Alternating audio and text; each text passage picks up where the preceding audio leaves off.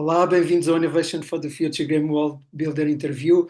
Hoje com o Nuno, da Rio Ave do Sudoeste. Nuno, grato por teres aceito o convite para conversarmos os dois. Obrigado, eu. Obrigado, eu. Olha, tu Nesse- estavas aqui já, antes de começarmos a gravação, estavas já aqui a falar um bocadinho do António, da Faia Brava e das quatro reservas privadas em Portugal. Começa por falar um bocadinho aí. O que é a Rio do Sudoeste? Põe no contexto desse movimento das Ok. reservas privadas. Abre aí a conversa por esse espaço que tu já tinhas começado. Então, a Revolving Sudoeste nasce de um grupo de pessoas curiosas, com alguma capacidade também profissional e técnica em termos de conhecimentos na área das ciências, conservação da natureza, ambiente e etc. Pronto, e nascemos enquanto associação aqui no Sudoeste de Portugal, onde sentimos que havia uma lacuna muito grande. Inicialmente éramos um grupo sim, de simpatizantes e pessoas que gostavam e gostam destes temas e destes assuntos, e acabamos por nos concretizar enquanto associação. E desde então, sim, somos responsáveis pela criação da. Há aqui a diferença entre segunda ou terceira área protegida privada do país. Estamos aqui na luta com com a Fraga Viva, porque a publicação de uma foi feita 10 minutos antes da outra, saiu no Diário da República uma com o número, outra com o número a seguir, mas pronto, segunda, terceira, que seja a área protegida privada no país. Temos neste momento imensos projetos de conservação da natureza. Estamos a gerir um projeto de LIFE, portanto, de conservação da natureza nos Gimbrais, no NASC, com a Universidade de Évora. Temos N de projetos de reconversão florestal, de requalificação, projetos de consultoria, projetos com os municípios, projetos educativos, de comunicação, sensibilização, pronto, uma panóplia gigante. Basicamente, desde que a Bivaldi nasceu, em 2021, portanto, não é assim há tanto tempo quanto isso, oficialmente em 2021, não temos parado de crescer. É por aí. Dá um pouco a ideia da mancha geográfica dos locais onde vocês estão a cobrir. Sim, a nossa área de abrangência é o sudoeste de Portugal, mais especificamente os concelhos de Algesures, Monchique, Odmira, Vila do Bispo e agora, mais recentemente, Lagos também. Portanto, estamos a trabalhar aqui naquilo que é exatamente o sudoeste de Portugal e que é também uma das áreas, se não a área em Portugal com maior número de classificações em termos de proteção, porque isto é tudo, para além de ser Parque Natural Terrestre, é Parque Natural Marítimo, é Rede Natura 2000, portanto, está aqui, para teres uma ideia, o Conselho de Algesures tem apenas, creio que é 18% do seu território que não está sobre algum tipo de área de proteção, de classificação de proteção. Uau. Portanto, Algesur, quase a totalidade do Conselho, encaixa-se ou dentro do Parque Natural ou Rede Natura 2000, embora hoje em dia seja tudo Rede Natura 2000. Portanto, é um mega hotspot europeu da biodiversidade e de património genético, inclusive, porque aqui no sudoeste de Portugal, Fala mais sobre isso, fala mais sobre esse o su- património que está aí. é isso, o sudoeste de Portugal. E ontem eu estava aqui, porque tenho gente aqui em casa, estamos em agosto, portanto, ainda não, ontem estava exatamente a partilhar esta informação. Portanto, o sudoeste de Portugal é um local onde se conseguem encontrar ainda uma série de habitats e espécies que sobreviveram portanto, à era glaciar. Portanto, são anteriores àquilo que foi a era glaciar, que aconteceu há uns largos milhares de anos atrás, que cobriu quase toda a Europa, ou praticamente toda a Europa com gelo, destruindo toda a fauna e flora que existia na altura, e, portanto, tudo aquilo que nós temos hoje em dia, conhecemos hoje em dia, é posterior a isso. À exceção de algumas espécies e alguns habitats que ainda se conseguem encontrar aqui no sul da Península Ibérica, mais concretamente aqui no sudoeste. É o caso disso, por exemplo, o rododendro, a única espécie de rododendro europeu que ainda ocorre selvagem aqui nas encostas norte de Monchique, as tais chamadas adelfeiras, e que não existem mais lá nenhum no mundo, portanto são únicas. Todos os outros rododendros que nós conhecemos são oriundos da Ásia, portanto são os decorativos de jardim, etc., são oriundos da Ásia, mas temos uma espécie aqui, concreta nossa, portuguesa. Tens uma série de plantas muito associadas àquilo que eram as antigas florestas de Laurisilva da Macronésia, portanto, que eram as florestas anteriores. E eu há pouco, quando falava também com isto, naturalmente, temos aqui um património filogenético, ou seja, um património genético único no mundo. basicamente único no mundo. E ainda, pronto, ainda existem efetivamente algumas espécies, alguns habitats, altamente classificados, naturalmente, mas que estão sob enormes pressões, seja pressões florestais, seja pela indústria do eucalipto, seja pela agricultura intensiva, seja pelo turismo, seja os incêndios, os próprios incêndios, como tu bem sabes, como o incêndio que tivemos aqui em 2023, portanto, tudo isto são ameaças e neste momento, portanto, o trabalho da Rewilding é tentar salvaguardar algo daquilo que ainda existe, proteger e, se possível, incrementar, portanto, aumentar e conseguirmos trabalhar nesse sentido. É muito esse o nosso trabalho e tem sido. Grato, Nuno, bonito, bonito. Quantos associados estão? Quais são os principais serviços que a associação presta a esta rede de associados e a este território? Então, nós neste momento, em termos de associados, estamos cerca dos 70, 60, 70, 70 associados. A maior parte, a grande maioria dos nossos associados, na verdade, são proprietários, portanto, são pessoas que têm propriedades ou que adquiriram recentemente propriedades. Tanto é que neste momento um dos nossos trabalhos tem sido muito isso, tem sido a consultoria, como tu bem sabes, inclusive, portanto, um apoio em termos de consultoria. Também temos uma equipa de intervenção florestal que trabalha diretamente connosco, criada e formada por nós, eh, tudo com jovens aqui do Conselho, portanto, aqui da região. Que é uma equipa de intervenção florestal que tem estado a trabalhar, aliás, não tem, neste momento não tem mãos a medir, não tem mesmo mãos a medir. Temos vários projetos e também temos feito uma coisa que também tem sido, que sentimos que foi uma lacuna, que havia aqui no território muito grande, é exatamente, portanto, a fazer a ponte entre estes proprietários, e quando digo proprietários, velhos proprietários e mais recentes, portanto, proprietários mais novos, ou pessoas que adquiriram terrenos muito mais recentemente, muitos deles estrangeiros, portanto, muito desligados da nossa realidade burocrática, que é muito particular, Hum, e muito diferente.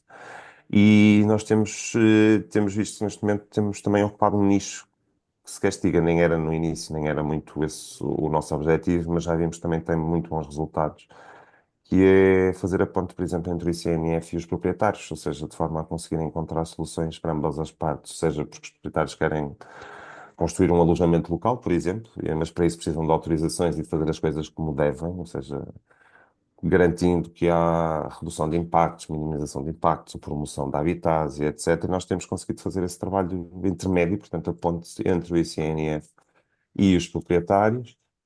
Temos também muitos, muitos projetos de reconversão florestal, portanto, sobretudo de eucaliptal para floresta nativa. Temos também, como já disse há pouco, temos um projeto grande que está a decorrer e que vai decorrer ainda até 2027, com uma dotação orçamental de 3 milhões de euros de conservação dos gimbrais dunares, aqui na zona do Rogil. Portanto, temos, cá está, mais uma vez, espécies, a ideia é preservar uma espécie de zimbro que já só tem duas, três colónias em toda a Península Ibérica, já está extinto em Espanha, basicamente. Isto também é liderado pela Universidade de Évora, mas também em parceria com a Junta da Andaluzia. Portanto, a ideia é levar para lá novamente e tentar recriar novas colónias também no lado espanhol, hum, a partir daqui das nossas aqui, ou seja, tentar expandir estes habitats e depois, o final do projeto, na verdade, a ideia é sair um plano de gestão para os embrais lunares, depois a ser implementado pelo próprio ICNF, portanto, pelo Instituto da Conservação da Natureza e das Florestas, a nível nacional. São imensas coisas. A hum, Cooperativa Terras 6, que é uma cooperativa que nasceu agora que foi concretizada em 2024, após o incêndio de 2023, que, pronto, e como tu bem sabes, afetou toda aqui a região da Bacia da Ribeira de Seix. Também uma bacia com particularidades em termos de espécies e habitats muito específicas. Está sobre, também é quase tudo classificado, é quase tudo Rede Natura 2000, exatamente por isso mesmo. É aqui que se encontram as adelfeiras, por exemplo, muito aqui na bacia da Ribeira de Seix. Felizmente, a maior parte delas sobreviveram ao incêndio, mas estão em estado avançado de degradação. Portanto, a ideia também é planear agora a recuperação da bacia para os próximos 20 anos, planear, ou seja, o objetivo é esse, é planear e organizar e começar a intervir ao nível da bacia, com cabeça, tronco e membros, criando mosaicos de paisagem, ou seja, tendo em consideração as prevenções de incêndios, a biodiversidade, a agricultura, a indústria do eucalipto, naturalmente, também terá que ser integrada aqui, naturalmente, porque não os vamos conseguir expulsar daqui para fora, portanto, isso é ilusório, não vale a pena. Portanto, vamos ser práticos, mas já que existem e têm que cá estar, pelo menos vamos tentar ordená-los, de forma a que as coisas, sejam mais resilientes aos mais variados níveis. Portanto, são imensos projetos, colaborações. Neste momento também fazemos parte, e também somos uns atores considerados atores-chave dentro do plano de cogestão do Parque Natural do Sudoeste Alentejano e Costa Vicentina. Portanto, também estamos a fazer um grande trabalho com os municípios e com a gestão do parque em termos de melhorar a comunicação e a sensibilização das populações e dos turistas que aqui nos visitam e as pessoas que aqui vivem para aquilo que é realmente os valores naturais daqui, do território e porque é que precisam e merecem ser preservados. Porque há muita falta de informação, há muita ignorância, há muito desconhecimento. E a nossa ideia também é trabalhar exatamente nesse sentido, portanto, de transmissão de conhecimento, partilha de informação, de forma a tentar sensibilizar e educar as pessoas. E as pessoas, como disse, tanto as pessoas que cá vivem, mas também as pessoas que nos visitam, que são muitas. Estamos em agosto, está tudo cheio, portanto, todos os alojamentos locais estão cheios, há carros em todo lado, portanto, temos muitos turistas aqui, mas há muito trabalho ainda também a fazer com os turistas, porque ainda há muita, digamos, asneira a ser feita, desde estacionamentos em cima das dunas, lixo espalhado, etc. Portanto, há muita coisa também a fazer, muito trabalho a fazer em termos de sensibilização, também para quem nos visita, não é só para quem cá vive também. Mas pronto, a Rewilding está nestas áreas todas, estamos a trabalhar em todos, estes níveis todos, e continua, e perspectiva-se que isso só aumente. Deixa-me dar um testemunho aqui deste lado, porque eu cheguei, através do projeto do Alcanforado, cheguei ao Sudoeste e ao trabalho no Sudoeste, e para mim foi onde chegar a um território desconhecido, não é o meu território, não são as minhas pessoas, não conheço as pessoas, conheço uma ou duas pessoas aqui espalhadas um pouco, mas não é ali que é o meu centro de atividade. Foi muito importante a rede de amizades, o Diogo Ruivo em Algesur, o André em São Luís, o Mátio em Lagos, portanto foi muito importante a rede que eu já conhecia, as pessoas que eu já conhecia, mas para a natureza do projeto, e portanto o Alcanforado é uma propriedade de 50 hectares que está ali na Ribeira de Seixo, portanto no entroncamento dos três municípios, naquela zona, como tu bem sabes, e portanto chegar ali foi para mim muito importante ter-vos como parceiros, conhecer a associação, ter o vosso input e o vosso conhecimento local, foi determinante para nós, para podermos conceber, pensar, refletir sobre aquilo, como íamos agir. Vocês estavam muito naturais já nas coisas, já conheciam, já tinham ido lá, já tinham ido ver como é que as coisas estavam. Portanto, todo esse aspecto de normalidade, de conhecimento do território, do lugar, das suas espécies, do que se andava lá a passar, foi para nós muito importante. E eu quero sublinhar isso como associado, não é? Como uma das Sim, sim, partes sim. que beneficiou dos serviços da rede e que foi incrível durante este ano e tal que colaboramos. Eu penso que a Julie continuará, eu já não estou no projeto, mas penso que a Julie continuará com essa relação e, sobretudo, através do André. Então, para mim, foi um testemunho na primeira pessoa. Foi muito importante Ainda bem. o Muito bom existir a isso. Rio Ave Sudoeste lá, como proprietário, e depois, como pessoa, quer pensar o lugar e quer contribuir para que aquele lugar seja parte do ecossistema e do ecossistema vivo, Certo. quer na vida na Terra, não é? Quer na vida humana que ocupa o lugar e a história daquele lugar. Então, quero sublinhar isto e celebrar porque tenho esse testemunho do meu lado para vos dar. Bom, obrigado, obrigado. É bom, é sempre muito bom ouvir estas coisas. E foi um prazer ter trabalhado contigo e com a equipa neste tempo e tudo fluiu muito bem, e foi incrível. Tu queres dar um pouco, eu penso que é importante especificares um pouco mais a Cooperativa Terra Seixo e quais são os seus objetivos, porque Ah, aquilo é uma parceria público-privada, não é? Portanto, são várias entidades isso. envolvidas. Explica aí um pouco, porque penso que isso é um Então, instrumento interessante que até pode ser depois usado em outras partes do sim, país. sim, replicado, com certeza. Repara, pronto, nós sofremos um incêndio florestal aqui em 2023, como já disse, afetou aqui e ainda afeta hoje, as consequências ainda estão à vista. Portanto, toda aqui aquilo que é a bacia hidrográfica aqui da Ribeira de Seixo, cerca de 8.000 hectares arderam. O Alcanforado foi um deles também, né? Uhum. Também foi naturalmente afetado por isto. Portanto, foi quase toda a bacia hidrográfica, quase até à Foz. Na verdade, pronto, veio até mesmo até à Vila de Odeceixe.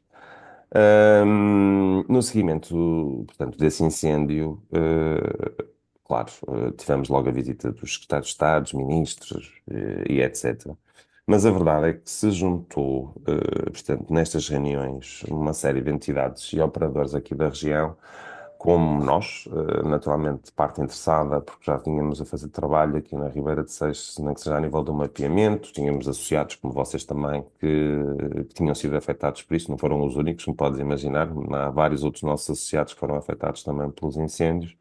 Portanto, nós, enquanto Rebuilding, metemos-nos logo um pouco de cabeça neste processo, mas para além de nós, juntou-se a Rota Vicentina, que é um dos principais, se não o principal operador turístico aqui na região. Uhum. Juntou-se a Associação de Caçadores de Caça e Pesca de São Miguel, que é aqui o povoado aqui ao lado. Portanto, estamos a falar de uma associação que tem 4.000 ou 5.000 associados, já super antiga, portanto, uma associação com 60, 70 anos aqui no território. A Arbutos, que é a Associação de Produtores de Medronho, que tu também sabes que em termos económicos a produção de medronho aqui tem um impacto muito grande a nível social e económico. Mais três ou quatro associações, uma série de privados, os municípios incentivaram também, então aquilo que se andou a criar ao longo deste último ano, basicamente, foi o ano de 2024 e início de 2025, e estamos agora a arrancar enquanto cooperativa realmente, optou-se por criar uma cooperativa que juntava todas estas entidades, portanto, desde as públicas às privadas, ao mesmo tempo porque uma cooperativa acaba por ser aqui um meio termo entre aquilo que seria uma associação e uma empresa, digamos assim, não é? Fica ali entre a empresa e a associação e ao mesmo tempo permite que haja exatamente uma cooperação, portanto, uma partilha de informação e toda a gente opina, portanto, toda a gente tem direito à sua opinião e já sabemos que depois, naturalmente, a Arbutos há de puxar para os produtores de medronho, nós devemos puxar para a conservação da natureza e para a biodiversidade, a Rota há de puxar para o turismo, que é que, portanto, cada um há de puxar para aquilo que há de ser o seu conhecimento,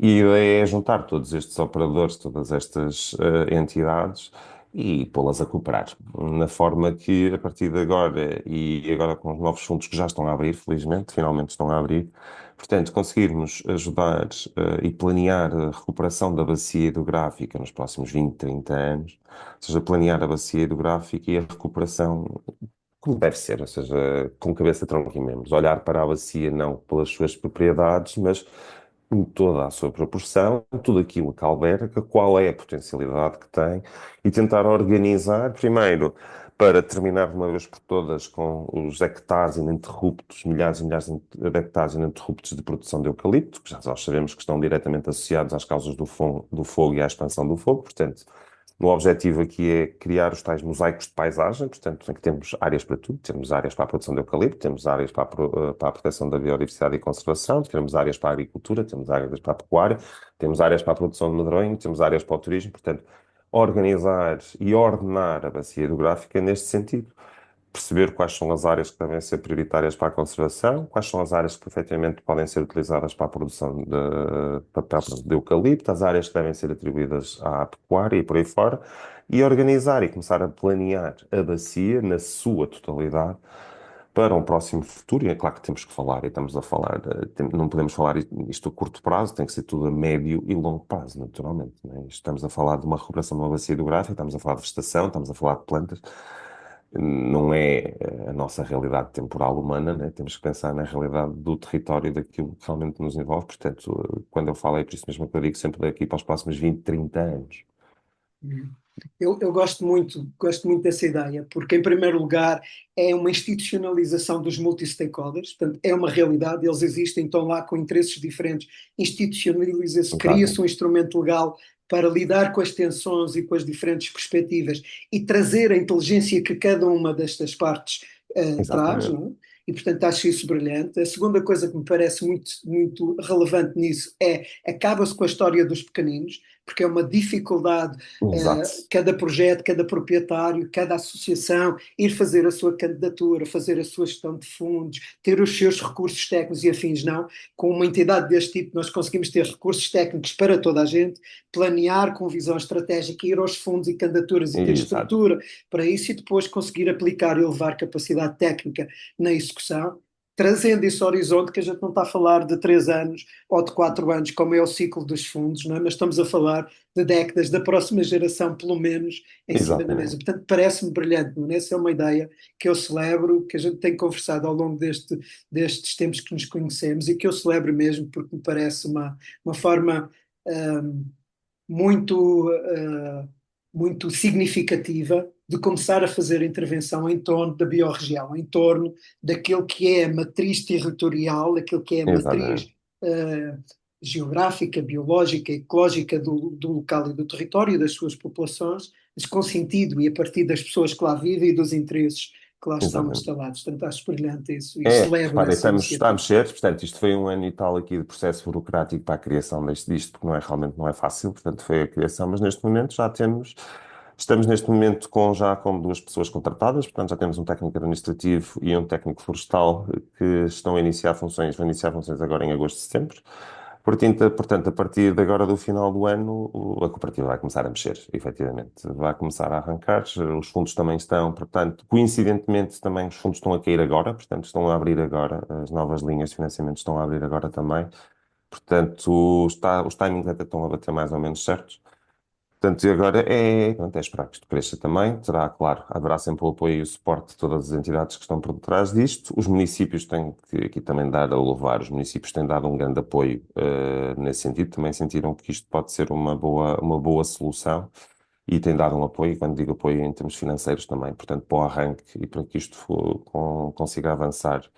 Os municípios de Algesur, Monchique e Odmira, sobretudo Odmira, avançam mesmo com apoios para começarmos a fazer as contratações e tudo começar a mexer. Portanto, é isso, foi um ano e tal de negociação, de burocracia, de papelada, criações, porque depois há umas entidades que é casos que fiscaliza e controla a criação das cooperativas e como funciona. E são extremamente rigorosos, portanto, temos que cumprir com tudo aquilo que são as regras que eles nos exigiam. Mas estamos a arrancar, estamos a avançar. Portanto, e agora eu só estava, na verdade, este ano e meio de trabalho que aqui agora, até espero que isto agora comece a tomar, né, as suas próprias, e a máquina começa a andar por si só. Eu celebro isso, grato. Quero também te perguntar, para falares um pouco mais das reservas privadas, portanto, desde logo da vossa, quais são os hectares, porquê vocês terem escolhido este instrumento para essa área, o que é que está dentro que vocês querem cuidar. Portanto, fala-nos um pouco da necessidade, no sentido de chamar outros a considerarem este um instrumento efetivo para a conservação e para a intervenção nos seus territórios. Fala-nos um pouco dessa história, das necessidades e do que é está. Então, pronto, nós, na verdade, como eu te disse há pouco, nós começamos como um grupo informal de pessoas e na altura, portanto, ainda não éramos associação, ainda éramos exatamente um grupo informal.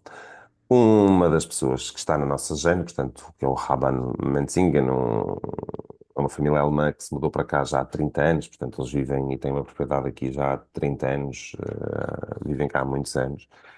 E o Raban sempre foi uma pessoa, não é a área dele, de formação, digamos assim, mas sempre foi uma pessoa que, sobretudo desde que se mudou para cá, que se dedicou muito à conservação da natureza.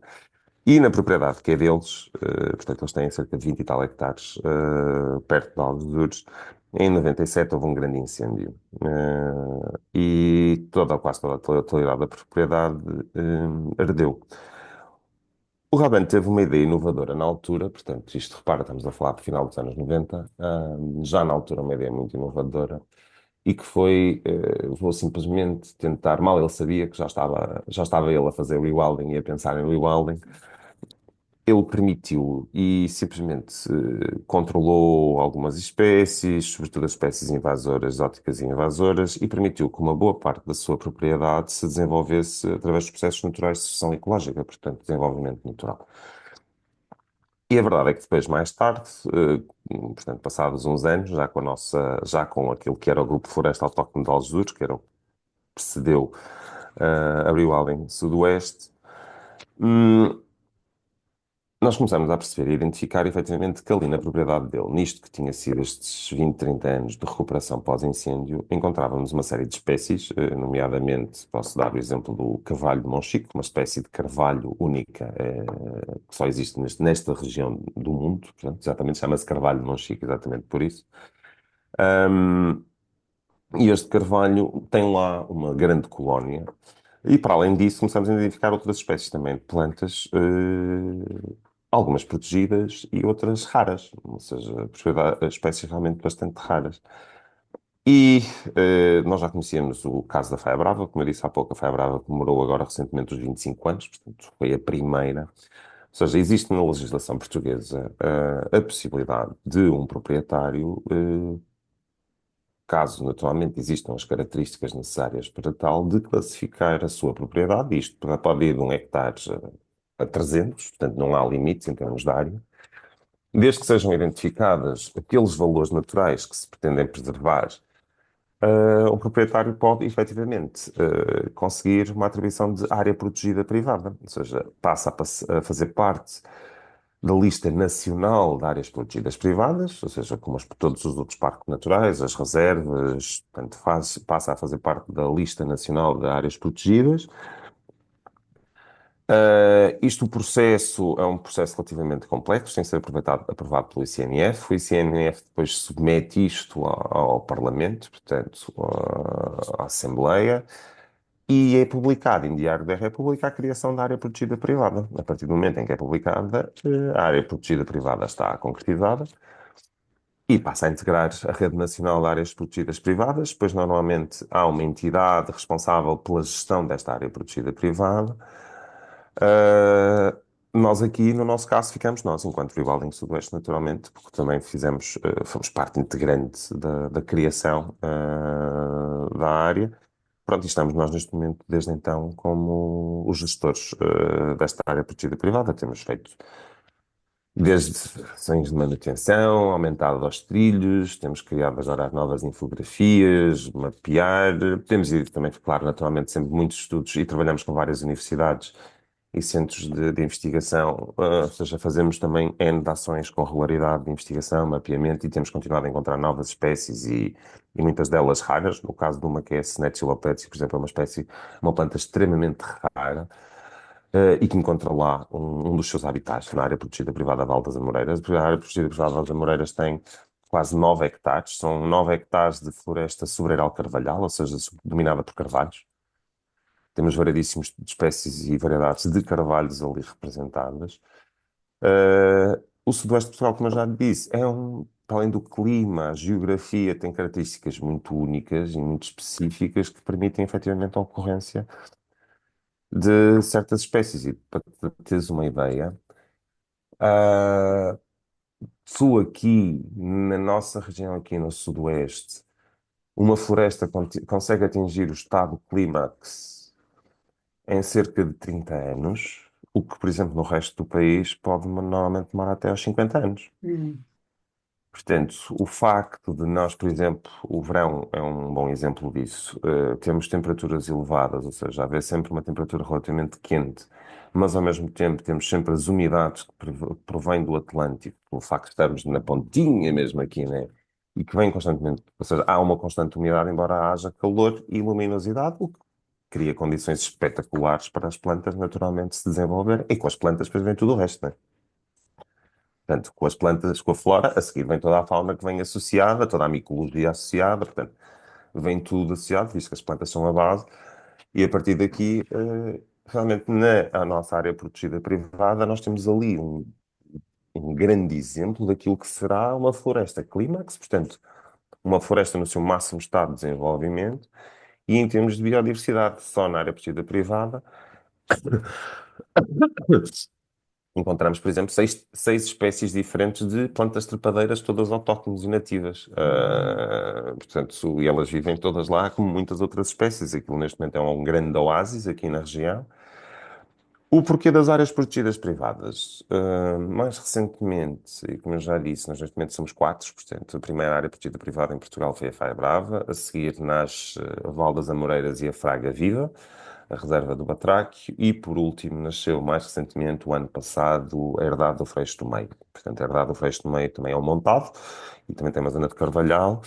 Ahm, Repara, tanto a Faia Brava como o Freixo do Meio, estamos a falar de centenas de hectares. A Faia Brava já tem umas dimensões gigantes também, mas pronto, também é um território muito diferente daquilo que é a nossa realidade aqui.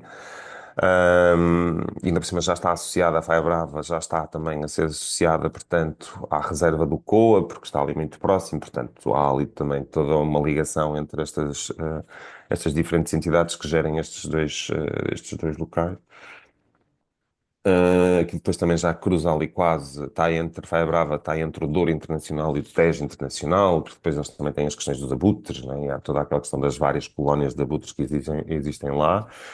Mais recentemente, o Freixo do Meio, que é, portanto, Alentejo, Montado, uma zona de Montado, uma herdade que tem vindo a crescer também e que já está com, em termos de dimensões muito grandes, mas é a mais recente área protegida privada. E o que acontece é que, mais recentemente, portanto, desde o ano passado, as quatro áreas protegidas privadas existentes em Portugal têm-se reunido. Temos trabalhado em conjunto, temos criado algumas parcerias, temos feito algum trabalho em conjunto. E uma das coisas que nasceu daqui, ou que está a nascer daqui, é aquilo que nós, pronto, ainda não fechamos o nome, mas será qualquer coisa como um movimento de áreas protegidas privadas, que é a base do pensamento é muito simples, considerando que cerca de 99% do território português pertence a privados, portanto, nós quase não temos território ou área pública em Portugal, a conservação da natureza tem que passar naturalmente pelos privados, só pode passar pelos privados. Portanto, o objetivo é tentar com que sejam criadas cada vez mais áreas protegidas privadas. Estas áreas serão sempre geridas pelos privados ou por associações ou entidades a quem os proprietários atribuem essa gestão. Há sempre uma fiscalização e um controle, porque isto naturalmente exige a entrega e a apresentação de relatórios anuais ao ICNF, mostrando tudo aquilo que se foi dinamizado, desde as visitas que tivemos, às ações concretas de conservação, limpeza, manutenção, etc. Portanto, tem que se fazer relatórios e provar esses relatórios anualmente. Mas o objetivo é começarmos a tentar promover que mais áreas protegidas privadas sejam criadas no país. Eu posso-vos dizer, pode-se dizer neste momento, posso adiantar que nós, o Igualdem, neste momento estamos a dar apoio à criação de mais duas aqui na Hum, região. ok, well, celebro. E celebro esse Portanto, movimento. O António falou-me, eu penso que tu também tens essa perspectiva de que, de facto, há todo o benefício da proteção legal e de estar classificado como área protegida e tudo o que isso acarreta na relação com a academia, na relação com os fundos, essa coisa exatamente. toda, mas que tem uma insuficiência que é não há fundos Específicos. específicos, não há Não. apoios específicos para se lidar com isto. Quer dizer, há de facto o benefício de tudo o que está a ser criado com as áreas protegidas, desde a conservação, o serviço de ecossistema, todas Certo. estas coisas todas, mas não há de facto uma compensação, não é o apoio de natureza pública para manter este serviço público ativo, não é? Como há nas redes que são do Estado. Queres comentar um pouco isso? Sim, sim, é verdade, isso tem sido a realidade até agora. A verdade é que eu já percebi também, e este novo secretário de Estado do Ambiente já veio, portanto, já fez uma comunicação em que está aí, eu sei, e isto tem a ver, isto vem enquanto resultado, tenho que admitir que isto é resultado dos encontros que nós temos feito enquanto as quatro áreas protegidas privadas. Nós Uhum. fizemos um encontro grande em que tivemos secretários de Estado e tivemos os ministros e CNFs, a Agência Portuguesa do Ambiente, conseguimos convidar muito, graças ao António, portanto, à Faia Brava, que liderou um bocado este processo no início. E nós encontramos em Santa Combadão, portanto, o ano passado, e conseguimos reunir todas estas entidades governamentais. E já saiu uma notícia, felizmente, há cerca de um mês e pouco atrás, em que vai passar a haver fundos específicos para as áreas protegidas privadas, ou seja, entidades como o próprio ICNF ou nós, que somos entidades que gerimos áreas protegidas privadas, poderemos concorrer de forma a conseguir, seja fundos, seja para promoção de exóticas, até contratações. Ok, Portanto, excelente. perspectiva-se que isso vai acontecer já nos próximos meses, ou seja, que haja fundos específicos e aberturas específicas para as áreas protegidas privadas. Aliás, anunciou ontem a nossa Ministra do Ambiente, que eu vi isto ontem, 1,5 mil milhões de euros para as áreas protegidas em Portugal. nas quais as nossas se incluem também. Portanto, vão abrir agora novas, ou seja, vai abrir agora, já está visto, portanto, já foi anunciado, já saiu nos jornais. Portanto, vem aí dinheiro específico para as áreas protegidas privadas. Infelizmente, eu consigo perceber o porquê deste timing. E tem a ver com o facto de nós estarmos a ter incêndios muito graves neste momento em dois parques naturais nos últimos dias. Estamos a falar da Serra do Parque Nacional da Peneda Gerês, no qual uma boa área ardeu nos últimos dias.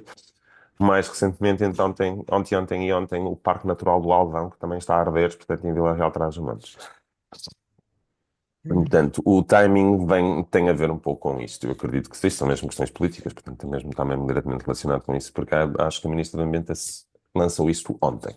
Ok. Portanto, é uma coisa muito recente que eu li agora, mas era milhões, acho que é 1,5 mil milhões de euros para as áreas protegidas, que é algo que já não acontece há muitos anos, haver assim uma dotação específica para as áreas protegidas privadas, mas cá está.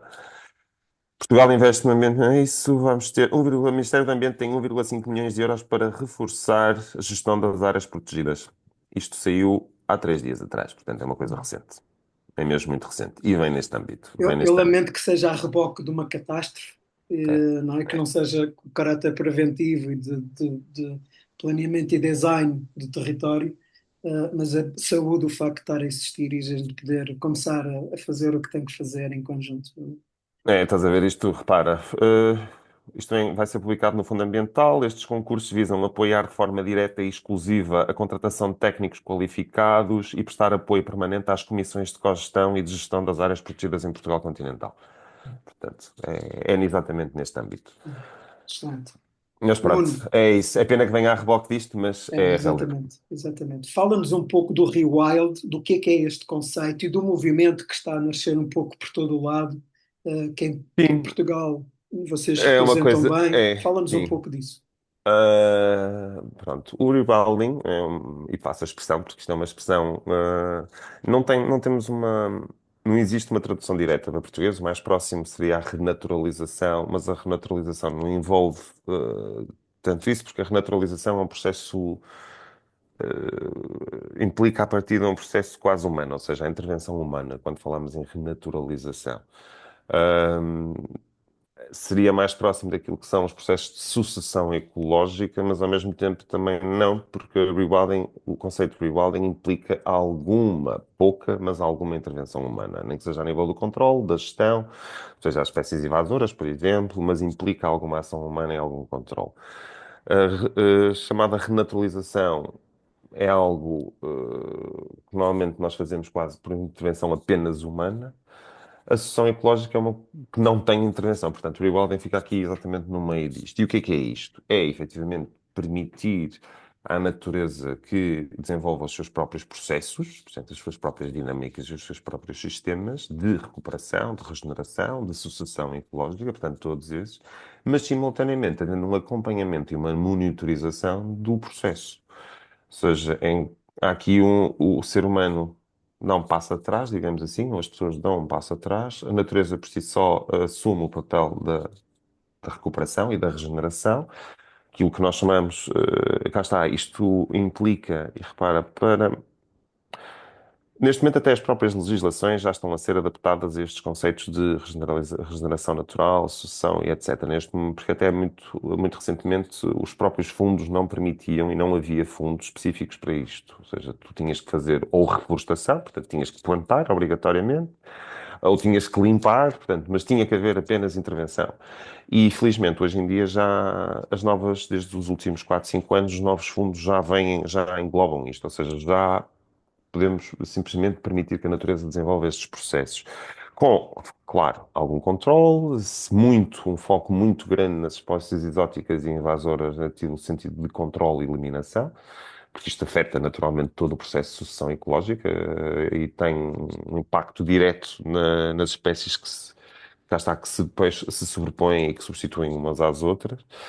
Mas é deixar a natureza fazer o seu processo, ou seja, partindo do princípio em que existe sempre, ou que já existe algum banco de sementes no território, Nós temos neste momento imensas provas, e é muito fácil. Nós, inclusive, aqui de situações, e temos terrenos, inclusive, aqui que estão, ou seja, lado a lado. E posso dar um exemplo muito grande. Há aqui um terreno que eu uso muitas vezes como exemplo, e inclusive eu tenho muitas fotografias porque eu uso muito como exemplo, em que uma propriedade exatamente com as mesmas características, com a mesma orientação, exposição, mesmo tipo de solo, simplesmente está dividida a meio. De um lado foi feito um projeto de reflorestação há cerca de 10, 15 anos atrás, e o outro ocorreu por naturalmente, um processo de regeneração natural. Ahm, a diferença, a zona onde foram plantados os sobreiros, 50% daqueles sobreiros que foram plantados naturalmente não sobreviveram, não passam, ao fim de 15, 20 anos, não passam de 1,5 m em termos de altura. O outro lado, por regeneração natural, onde temos na mesma também sobreiros, estes sobreiros hoje em dia, ao fim de 15 anos, já têm 2, 3 metros de altura. Portanto, é óbvio, e é escandalosamente óbvio. Reduzimos, em termos de custos e de recursos humanos, brutalmente, as intervenções. Como podes imaginar, fazer plantações é extremamente dispendioso, seja porque tens que adquirir as plantas, seja porque precisas de recursos humanos e pessoas para andarem a fazer as plantações. E são muitas horas de trabalho, portanto é extremamente dispendioso. A verdade é que temos muito poucas garantias de que aquilo que plantamos vai sobreviver. Normalmente aquilo que nos mostra é que uma boa parte tens que fazer ao longo de vários anos, várias plantações, porque fazes uma primeira plantação, 80% morre, tens que substituir no ano seguinte e vais reduzindo só assim gradualmente ao longo do tempo. Portanto, o investimento é brutal. E desta forma, a própria natureza faz a seleção das espécies que crescem e que devem ou não crescer. E a verdade é que as espécies que se desenvolvem, desenvolvem-se com muito mais robustez, com muito mais força e com muito maior resiliência. Ou seja, é quase dizer, a natureza sabe fazer as coisas melhor do que nós, efetivamente. E é passar um pouco, passarmos a ter um papel mais passivo, do que propriamente ativo na regeneração. Grato, Nuno. A gente está a caminhar aqui para o final da conversa, do tempo de conversa que nos propusemos, e eu gostava É, que falta tu 15 minutos. trouxesses, mostrasses o teu caminho, não é? Como é que tu chegaste aqui, não é? O que é que foram estes passos, o que é que foram as principais milestones que te levam a este momento onde tu estás em Algesur, estás como parte da equipa da Rio Alto Sudoeste, mas não é a única coisa onde tu estás envolvido, tens muito mais coisas onde tu estás, então dá-nos um pouco essa pintura e Ah, como é que foi esse caminho que tu foste fazendo para estares aqui. Ui, então, eu sou originalmente lá de cima do Norte, portanto, eu cresci, na verdade, eu nasci na cidade de berço, portanto, eu nasci em Guimarães e cresci em Braga. Fui estudar para Trás-os-Montes, portanto, fiz a faculdade em Trás-os-Montes, fiz Engenharia do Ambiente, mas muito cedo comecei com o associativismo, portanto, eu já na altura, na faculdade, envolvi-me logo com o associativismo, com a conservação da natureza e muito com a educação, com a área da educação. Comecei muito com a educação ambiental. Depois estive uns anos fora, estive a estudar e a trabalhar também uns anos fora, muito dentro destes temas também. Quando regressei a Portugal, portanto, isto em 2007, 2008, sedi-me em Lisboa. Tive 13 anos, a trabalhar e a viver em Lisboa. Fui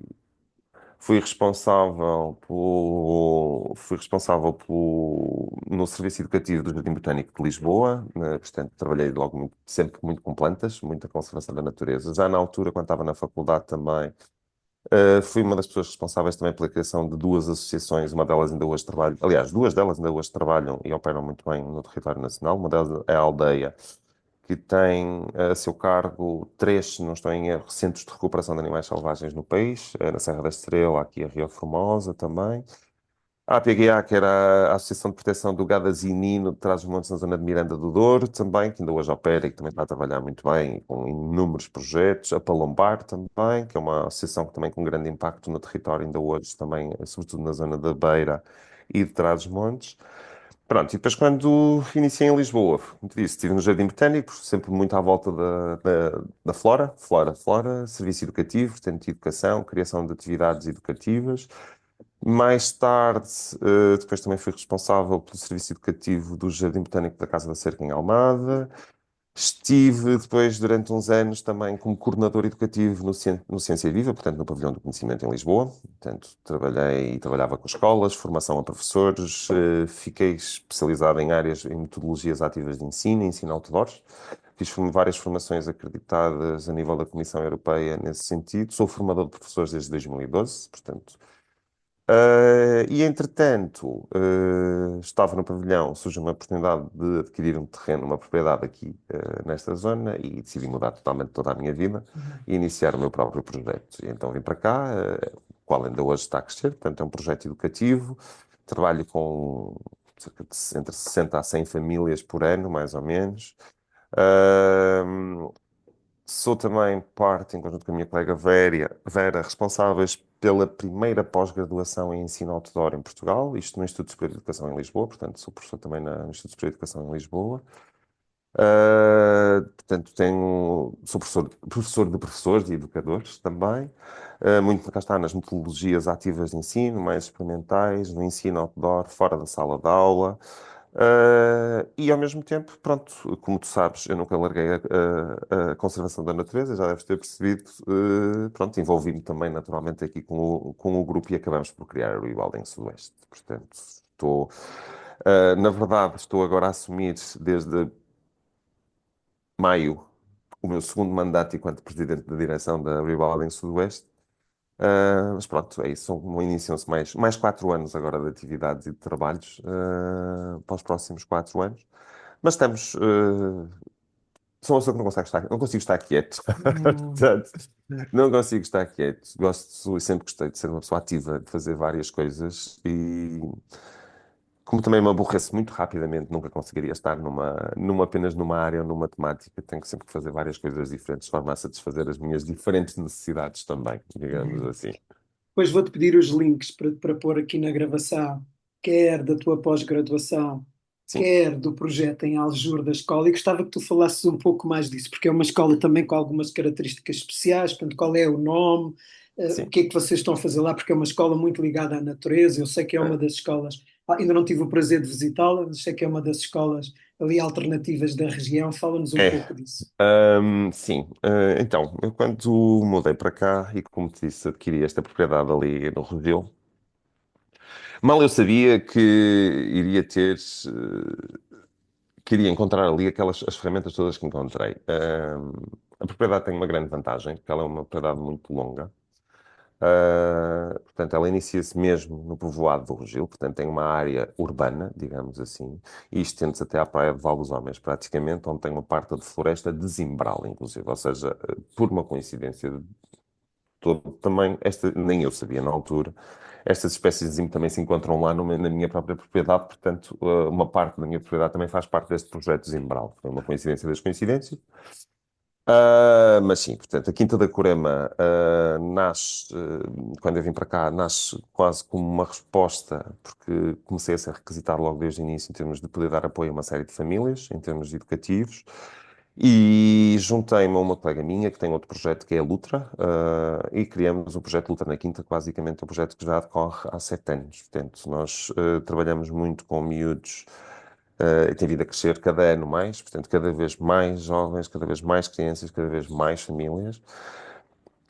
E trabalhamos muito com jovens que estão em ensino doméstico ou em ensino individual. Também trabalho com jovens e dou apoio a jovens que estão no ensino normal, portanto, saem da sala de aula e depois vêm ter algumas sessões connosco em termos de apoio também o desenvolvimento de outras competências diferentes, mas sobretudo trabalhamos com crianças e famílias, neste momento, primeiro, segundo e terceiro ciclo, portanto, sobretudo primeiro, segundo e terceiro ciclo, em que fazemos os programas, os conteúdos normais que eles fariam nas escolas, mas com uma abordagem completamente diferente. Primeiro, não temos salas de aula, como te disse, é quase tudo em contexto outdoor, seja inverno, seja verão. Temos apenas algumas estruturas de apoio para nos abrigar no caso da chuva ou de mais frio, ou etc. Mas fazemos quase tudo fora. A quinta é uma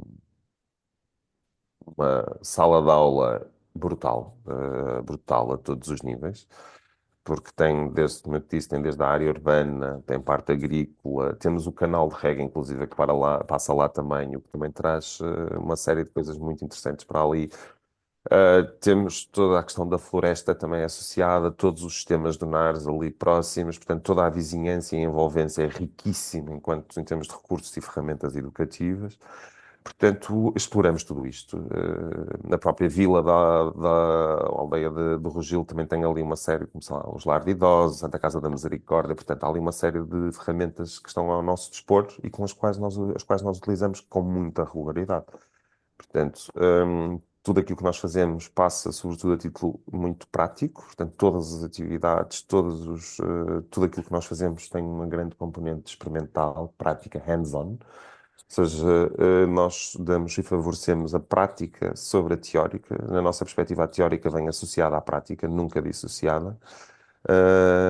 E a partir da construção de um conhecimento empírico. Portanto, adquirir conhecimento baseado no conhecimento já adquirido e explorando a partir daí. Portanto, é esse o nosso objetivo. Nós não nos focamos, se quiseres, tanto eu como a Vera já fizemos todas as formações Montessori, Forest School, etc. Não nos focamos em nenhuma delas.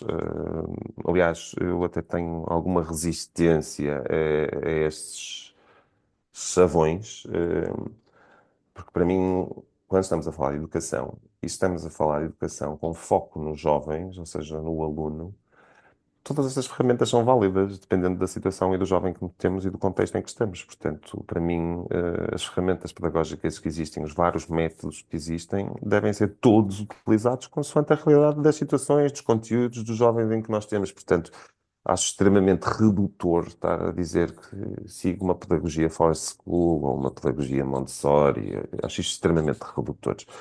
Portanto, todas elas são válidas, todas elas dão. Inclusive a questão, a sala de aula fechada, o ensino formal, também tem as suas vantagens, naturalmente, e há jovens que se identificam com isto. Portanto, temos que ter a flexibilidade para nos adaptarmos às diferentes realidades com que lidamos. Esta é a minha perspectiva enquanto pedagogo e é nisto que eu vou continuar a trabalhar. Grato, Nuno. Eu acho que está aqui criada a desculpa para conhecer a Vera, para conhecer a Quinta da Corema e ir e fazer uma entrevista só com esse tema, só Com com essa certeza. conversa, parece muito bem. E eu fico aqui do meu lado. Eu um dia deste tive visitar, já ando com esta promessa há algum tempo e ainda não a cumpri. Quero conhecer-vos ali o vosso cantinho e o que vocês estão a fazer. Sim, olha, a E, partir de outubro temos os miúdos já tudo a funcionar, será uma ótima altura. como tu Agora, sabes, pronto, também tenho ali um bom amigo próximo, o Rui, o o Diogo Diogo. Ruivo, e Sim, sim, portanto sim. o- O Diogo vai, vai faz ser por parte, si. aliás, a parte da propriedade do Diogo faz parte do projeto Zimbral. O Diogo também tem estado a trabalhar comigo. Para além disso, eu trabalho com o Diogo também noutro contexto que é no Boom Festival. Uhum. Que eu também estou na parte, ou seja, eu há 10 anos que trabalho na parte das crianças e da parte Uau, infantil não do Boom sabia, Festival. essa eu não sabia. Ai, não sabias? Eu estive Não, lá. essa eu não sabia, ainda não tínhamos Então, falado regressei, sobre ela. regressei a semana passada, estive Pois lá, porque eu, imagino. eu tenho que ir sempre para lá, portanto, uma semana e tal antes do festival iniciar, e depois estou lá durante o período do festival. Portanto, estive lá Uau, agora quase 2 semanas e tal também, já há uau. 10 anos que faço parte da equipa dos Young Dragons. Muito bem, celebro isso. Grato, Nuno. Olha, para, Nada, para obrigado, finalizar Marco. a nossa conversa, vou-te fazer uma pequena pergunta, Sim, que força. é como é que tu descreves a tua essência? Quem é esta pessoa que está aqui à minha frente? Qual é a essência desta pessoa que se conhece por Nuno? Como é que tu descreves em tuas palavras qual é a tua essência? Olha, isto, hum, eu acho que vou passar uma expressão que é aquilo que as pessoas me têm dito aqui com muita regularidade. Tem sido talvez aquilo que eu ouço com mais regularidade no último ano. Sou um reativo, sou um doer, se é que me faço entender. Uhum. Ah, pronto, e é um bocado isso, resume-se muito a isso, muito simplesmente a isso. Portanto, sou uma pessoa reativa, sou uma pessoa que reage, que faz, que avança e não sou de todo. Sou, claro, idealizo, penso, mas acima de tudo sou muito objetivo naquilo que faço e muito, falta uma expressão, falta uma palavra, não é resiliente, pronto, sou uma pessoa que quando me meto em algum objetivo ou tenho algum objetivo, seja ele a médio ou longo prazo, não descanso nem desvio. Muito Uhum. focado. Portanto, mas é isso. Sou uma pessoa muito reativa, uma pessoa muito doer, né? É muito por aí. Toca-se muito nisso. Grato, Nuno. Grato por teres mostrado, grato por esta conversa. Foi para mim deliciosa estar aqui à conversa contigo, Obrigado, eu, podermos ter ido e pela teres oportunidade mostrado também, e Marco. inspirado. Estou certo que esta conversa irá inspirar muita gente para aí fora em também seguir, porque sim, está bem presente a tua dimensão de doer aqui nesta conversa. Está uma outra que tu não referiste, que é o significado e o propósito do teu doing, do teu fazer. E isso está muito Sim. claro e Mas isso é isso que eu ia dizer. Eu muito acho que bem isso. balizado. Eu acho que isso. Sabes, Marco, sim, eu sou uma pessoa que me sigo por uma série de princípios. E é por ali. E é ali. Isso, Pronto, é isso mesmo por está ali. bem claro Mas eu aqui acho no que nosso acho que estudo. isso é bastante visível. Basta falar um pouco comigo. Eu acho que se consegue perceber isso. Está bem visível, sim, Nuno. Grato por isso, grato pela conversa e por esta vadiagem, como diz o Agostinho da Silva, nesta conversa vaga. Exatamente. Muito Bem-aja. obrigado, eu. Marco, um grande abraço. Até breve. Vamos Até falando. E breve. eu envio-te os links, está bem? De seguida envio-te já os links também para tu depois poderes. Grato por isso, Tá grato bom. por isso. Até já. Ok? Então, vá.